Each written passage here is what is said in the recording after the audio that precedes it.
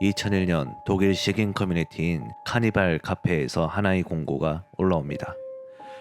그리고 실제로 이 공고에 430명의 사람들이 지원하게 됩니다.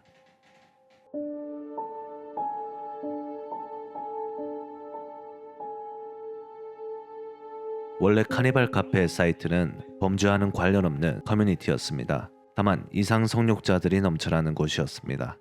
그들은 현실이 아닌 인터넷에서 스스로의 욕구를 충족하고 있었습니다.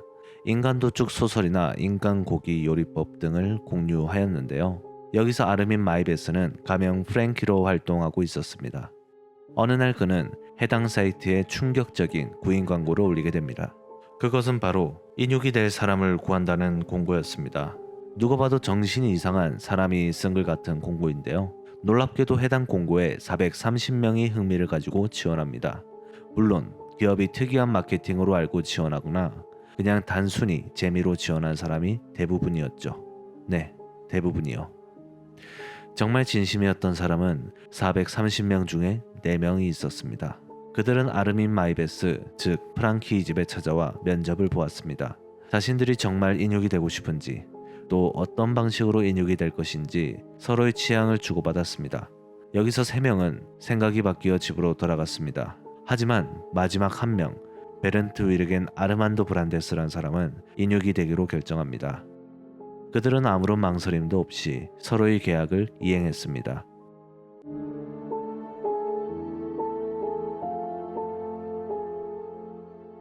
보레오필리아는 성도착증 중 하나입니다.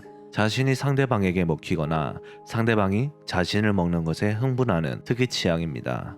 예를 들어 먹히는 것에 흥분하는 성향을 가지고 있는 사람들은 자신이 거대한 생물에게 잡아먹히는 것에 큰 흥분을 하게 됩니다. 예를 들어 대왕뱀, 대형고래, 식인식물 같은 것들이 있습니다. 물론 이런 행위들은 대부분 실제로 행하지는 않습니다. 상상하거나 만화, 영화 등에서 즐기는 사람들이 대부분입니다. 하지만 어디에서나 극단적으로 치우친 사람은 있기 마련입니다. 이 이야기에서는 마이베스와 브란데스가 이에 해당되겠습니다. 마이베스는 8살이었을 때 아버지한테 버림받았습니다. 아버지는 이미 다른 여성과 관계를 맺어 2아이가 있었죠. 어렸을 때부터 어머니와 함께 살았던 브란데스는 엔젤과 그레텔을 보며 식인에 대한 흥미를 가지기 시작했다고 합니다. 그가 잘못된 교육으로 이런 성향을 가지게 된 것인지 태어날 때부터 가지게 된 것인지는 모르겠습니다. 다만 확실한 것은 그는 정말로 인육을 먹고 싶어 했다는 것입니다. 학교 생활에서는 큰 문제는 없었습니다. 하지만 그의 마음속에 있는 욕망은 주체할 수 없이 커지고 있었습니다. 매일같이 같은 반 친구들을 보고 있을 때면 조각낸 다음 먹어치우고 싶다는 생각을 했다고 합니다.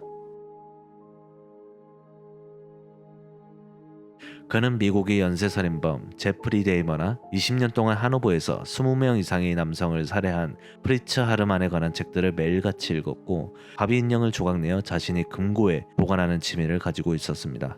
어느 날은 자기 몸에 케첩을 바르고 시카를 목에 들이대는 영상을 찍기도 하였습니다.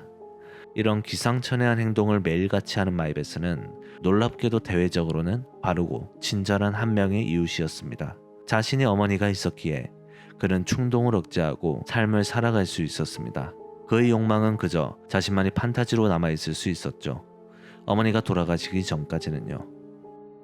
1999년 그의 어머니는 77세의 나이로 세상을 떠나게 됩니다.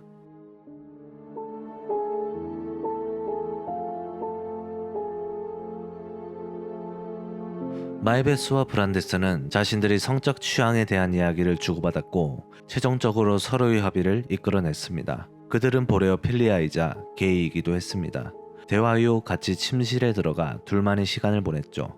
이는 진정한 행위를 하기 전에 서로 한번 상대방의 몸을 체크하는 시간이 되었습니다. 그들은 욕조에 들어가 캠코더 녹화와 동시에 도축을 시작했습니다. 물론 마취제는 쓰지 않았습니다. 브란데스가 자신이 도축당하는 모습을 보며 만족감을 채워야 했고 마이베스는 도축당하는 상대방을 보며 즐겨야 했기 때문입니다. 처음에는 마이베스가 브란데스의 중요한 부위를 절단하였습니다. 브란데스는 마이베스에게 말했습니다.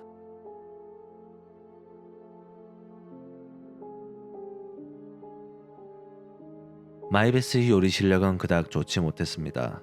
그의 중요 부위를 조리하다 실수로 태워버렸죠.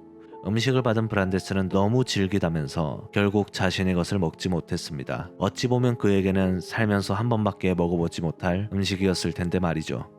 할 수 없이 마이베스는 음식을 잘게 잘라 자신의 애완견에게 먹였습니다. 브란데스는 자신의 중요 부위가 남이 애완견에게 먹히고 있을 때 끝없는 고통 속에서 헤엄치고 있어야 했죠. 이후 마이베스는 자신의 도살방으로 브란데스를 끌고 가 목을 찔러 살해합니다. 그리고 마치 브란데스를 가축 다루듯이 갈고리에 매달아 살점을 하나하나 해체합니다. 오랫동안 먹을 수 있도록 정성스럽게요. 대부분은 냉장고 안에 들어갔습니다. 그리고 그의 살점을 일부분 요리해 먹는 영상을 2시간가량 녹화하였고 인터넷에 업로드하였다고 합니다. 실제로 제가 구글링을 해보았는데요. 영상의 한 장면으로 확인되는 이미지를 발견할 수 있었습니다. 원본인지 진위 여부는 확실치 않지만 거꾸로 매달린 상태에서 사타구니부터 목까지 반으로 도축된 마이베스의 사진을 확인할 수 있었습니다. 이후 마이베스는 냉장고에 소분해 놓은 인육을 10개월가량 천천히 나눠 먹었습니다. 다음 인육이 될 대상을 기대하면서 말이죠.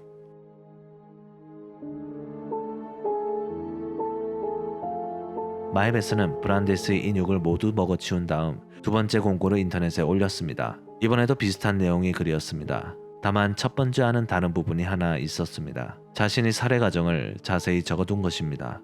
해당 내용을 작성하면 더 많은 사람들이 와줄 것이라 기대했던 걸로 보입니다. 당연하게도 자신의 살인 일기가 작성되어 있는 구인 공고를 사람들이 그냥 지나칠 리가 없었습니다. 어느 대학생이 해당 글을 읽게 되었고 경찰에 신고하였죠. 결국 시간이 지나 마이베스는 경찰에 붙잡히게 됩니다. 재판을 받는 동안 마이베스는 자신의 행위가 위법하지 않다고 주장했습니다.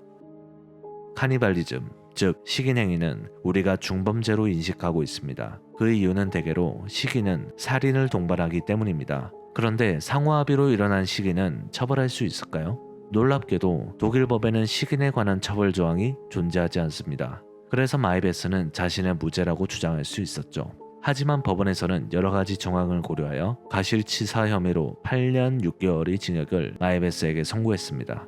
이에 더불어 검찰 측은 마이베스가 여전히 젊은 사람들의 시체에 환상을 가지고 있다. 자신의 성적 만족만을 위해 살해했기 때문에 재발의 가능성이 있다고 항소를 진행하였고 두 번째 재판에서 결국 마이베스는 종신형을 받게 됩니다. 아르민 마이베스는 자신의 주장대로 정말 무결한 사람일까요? 도덕적 판단으로는 그를 쉽게 재단할 수 없지만 법에서는 다릅니다. 우리나라 형법에서는 자살을 교사하거나 방치하면 1년 이상 또는 10년 이하의 징역을 받습니다. 이것은 독일도 마찬가지입니다. 독일의 자살방조죄는 최고 5년의 징역형을 받습니다. 마이베스가 도덕적으로 어떻다 하더라도 법 앞에서 그는 범죄자일 수밖에 없습니다. 그리고 브란데스는 정말 인육이 되고 싶었을까요? 감시관에 따르면 브란데스의 남은 시체에는 알코올과 약품이 검출되었다고 합니다. 마이베스의 주장만으로는 실제 브란데스가 자신의 의지로 인육이 되었는지 확인할 길이 없습니다. 브란데스가 되살아오지 않는 한 영원히 알 수 없게 되었죠. 마이베스는 현재 복역 중이며 채식주의자로 전향한 것으로 알려져 있습니다. 그는 현재 목축업은 비도덕적이라 주장하고 있습니다. 동물에게 허락을 구하지 않고 도축을 하는 것은 윤리적이지 못한 방법이라는 것입니다. 그리고 자신의 죄를 인정한 모습도 보였습니다.